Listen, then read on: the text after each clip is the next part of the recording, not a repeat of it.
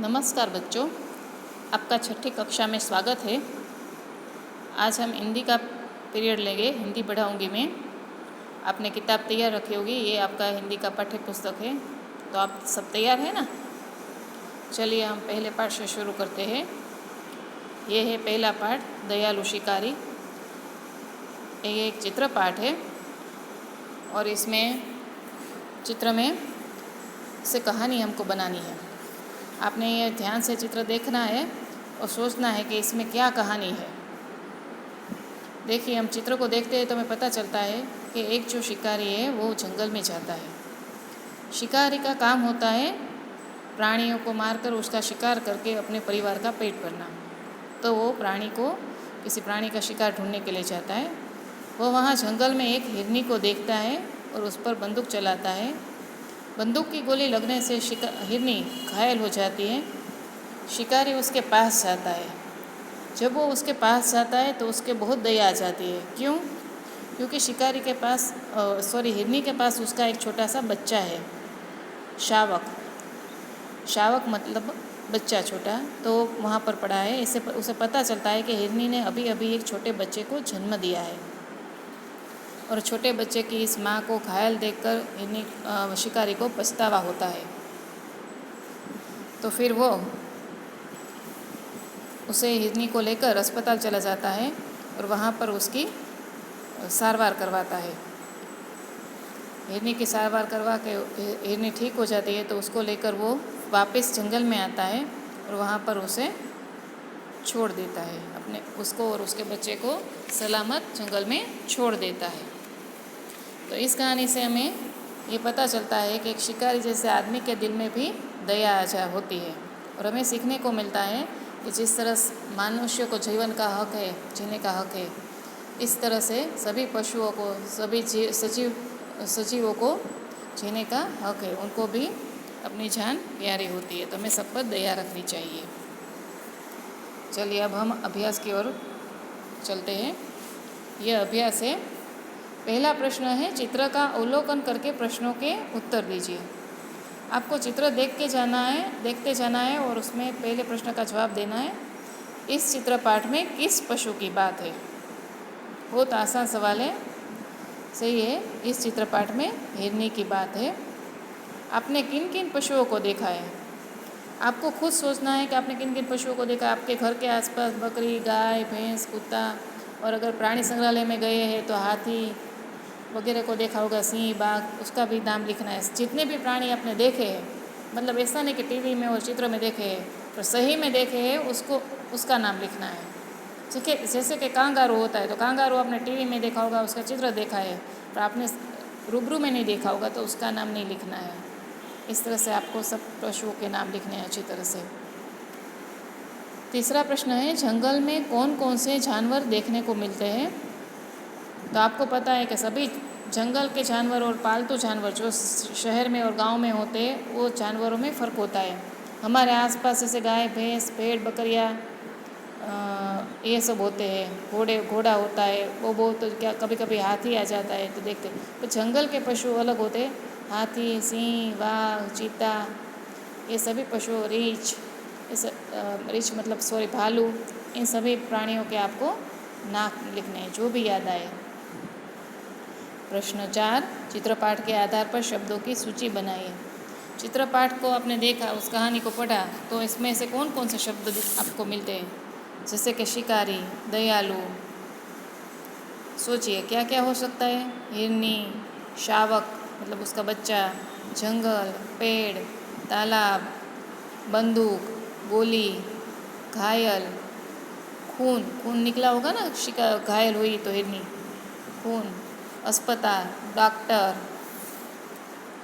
तो इस तरह से आप और भी शब्द सोच सकते हो और शब्दों को लिखना है इस जवाब में। प्रश्न 5, चित्रपाठ के आधार पर चुने गए शब्दों को लेकर वाक्य बनाइए। आपने ये शब्द लिखे तो उसके आधार से वाक्य बनाइए। जैसे कि एक दयालु शिकारी था, फिर बना सकते हैं कि वो जंगल में गया, वहाँ बहुत पेड़ पौधे थे। तो इस तरह से सभी शब्दों का आपको वाक्य बनाना है।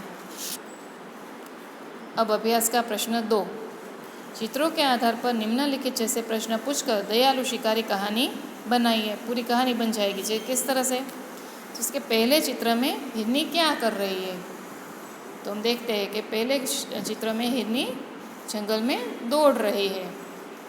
फिर हिरनी जंगल में क्या क्या खाती होगी, तो हमको सोचना है कि हिरनी जंगल में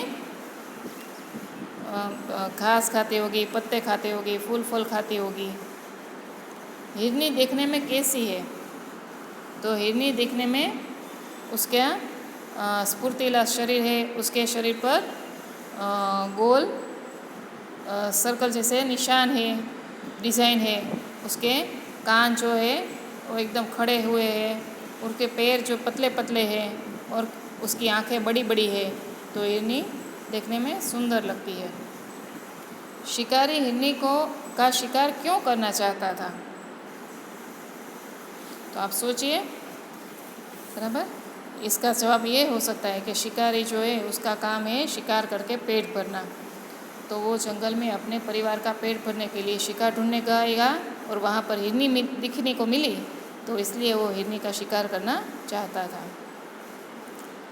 5वां सवाल है, गोली मारने के बाद शिकारी ने क्या किया, तो हमने देखा कि गोली मारने के बाद शिकारी जो है वो हिरनी के पास जाता है और उसको वो देखता है कि वहाँ पर उसका बच्चा है और उसको मतलब पास जाता है वहाँ तक। फिर 6वां सवाल है, हिरनी के समीप जाकर शिकारी ने क्या देखा, तो हिरनी के पास गया, समीप मतलब पास जाकर शिकारी ने देखा कि वहाँ पर उसका छोटा बच्चा है, मतलब कि हिरनी ने अभी अभी बच्चे को भी जन्म दिया है। प्रश्न 7, शिकारी हिरनी को कहाँ ले गया, क्यों, तो शिकारी हिरनी को अस्पताल ले गया क्योंकि वो उसको उस पर दया आ गई। उसका छोटा बच्चा देखकर उसको दया आ गई कि छोटे बच्चे को माँ के बिना नहीं रखना चाहिए, इसलिए उसको उसका इलाज करवाने वो अस्पताल ले गया। प्रश्न 8, शिकारी ने हिरनी के साथ कैसा व्यवहार किया, क्यों, तो शिकारी ने हिरनी के साथ दया से भरपूर व्यवहार किया। उस पर उसने उसकी सारवार करवाई क्योंकि उसको उसका छोटा बच्चा देखकर उसके मन में दया आ गई। उसको लगा कि इस हिरनी को मारने के बजाय उसे बचाना चाहिए। अब प्रश्न 3, वर्णों के आधार पर अधिक से अधिक शब्द बनाइए। जैसे उदाहरण दिया गया है, ख से खरगोश, खत्म, खाली, खाना। तो ये मैं आपको होमवर्क देती हूँ। मैं इधर अभी कोई भी शब्द नहीं बोलूँगी, आपको खुद सोचना है। ट, ड, म, भ, इन चारों अक्षरों से जितने भी ज़्यादा शब्द बनते हैं आपको लिखना है और मुझे उसके फ़ोटो भेजनी है। अब स्वाध्याय की ओर चलते हैं। शिकारी हिरनी के पास क्यों गया, अपने विचार लिखिए। तो हम ये कह सकते हैं कि शिकारी हिरनी के पास इसलिए गया होगा कि उसने जब गोली चलाई तो वो हिरनी वहाँ घायल हो गई, तो वो देखने गया होगा कि हिरनी मर गई है कि नहीं, या वो अपने शिकार लेने गया होगा। बराबर, फिर वहाँ पर जाकर उसने जब देखा तब उससे पछतावा हुआ होगा, ये अलग बात है। और वो अपना शिकार लेने के लिए हिरनी के पास गोली चला के उस घायल होने के बाद उसके पास गया। तो ये हम लिख सकते हैं। आप कुछ और सोचे तो ये भी आप लिख सकते हैं। फिर दूसरा प्रश्न देखिए, नीचे 2 प्रसिद्ध कहानियों के चित्र दिए गए हैं, उनके नाम लिखकर कहानी लिखिए। देखिए, ये बहुत प्रसिद्ध मतलब जानी मानी कहानी, आपने बचपन में भी ये कहानी सुनी होगी, अपनी पुस्तकालय में ये कहानियाँ पढ़ी होगी, बहुत अच्छी कहानियाँ हैं। पहली कहानी है बातूनी कछुए की और 2 हंसों की। आपको पता होगा, ये कहानी आपने सुनी होगी। और दूसरी कहानी है चतुर कौवा या प्यासा कौवा, किस तरह से प्यासा कौवा अपनी प्यास मिटाता है। तो ये दोनों कहानी को आपको सोचना है, आपने सुनी हुई है, जानी मानी है, तो आपको सोचना है और उसको लिखना है। फिर आपकी जो कहानी है उसके फ़ोटो मुझे भेजना। फिर आपको अगर मुश्किल है तो मैं भी आपको कहानी कैसे लिखते हैं वो बताऊंगी, फ़ोटो भेजूँगी। और आगे चलिए, प्रश्न 3, ये भी एक और कहानी है, कौवा और लोमड़ी। ये भी कहानी बना कर लिखना है। ये भी कहानी आपने सुनी होगी कि कौवा था, उसे कहीं से पूरी मिली, वो पेड़ की डाली पर बैठकर सोच रहा था कि वो पूरी खा ले। इतने में वहाँ से एक लोमड़ी निकली।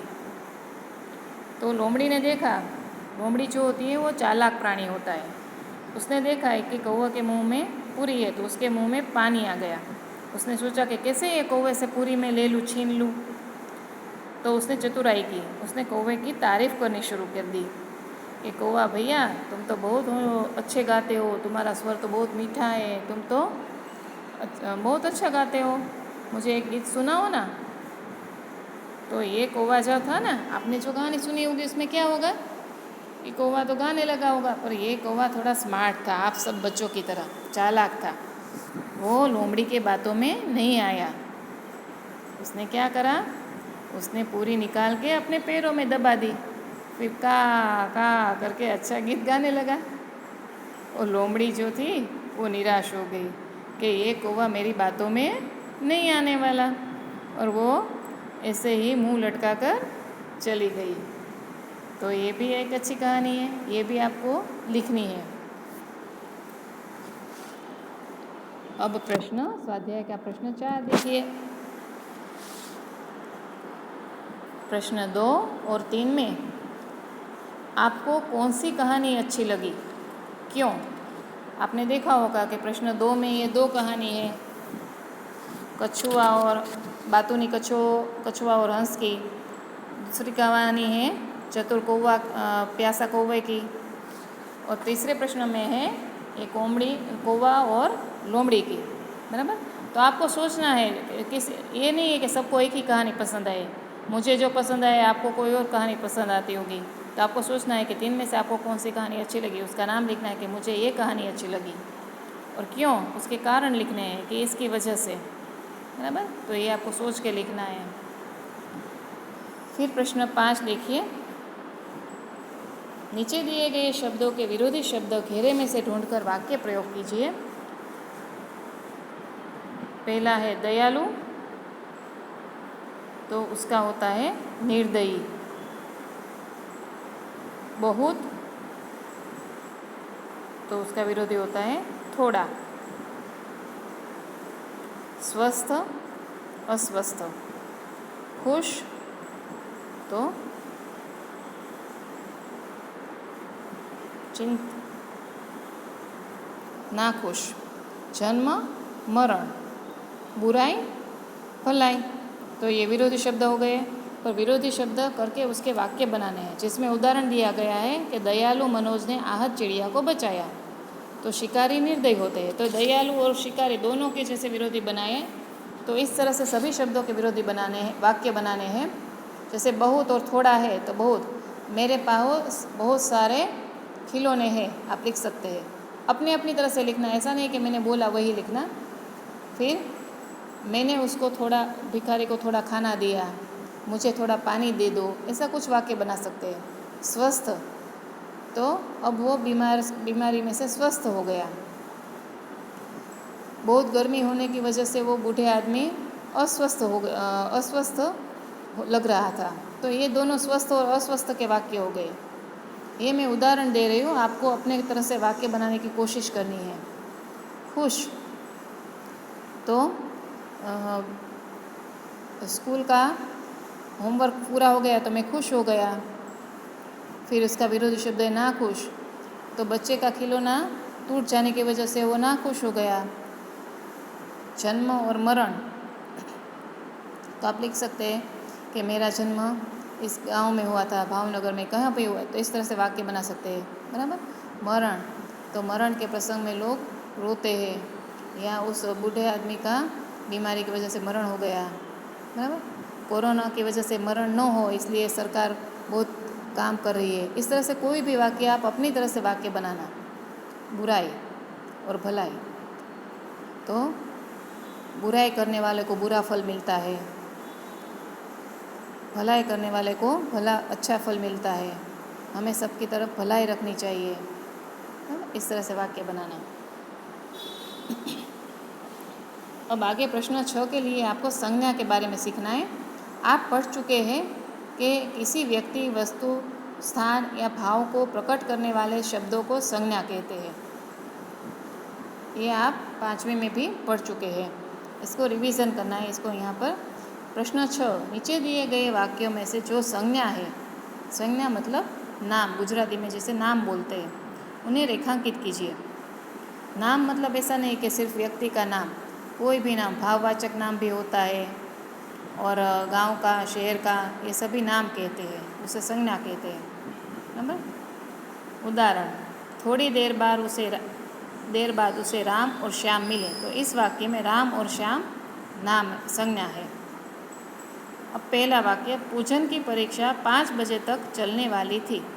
इसमें कौन कौन सी संज्ञा है? संज्ञा है पूजन, परीक्षा, 5, ये 3 शब्द जो है वो संज्ञा है।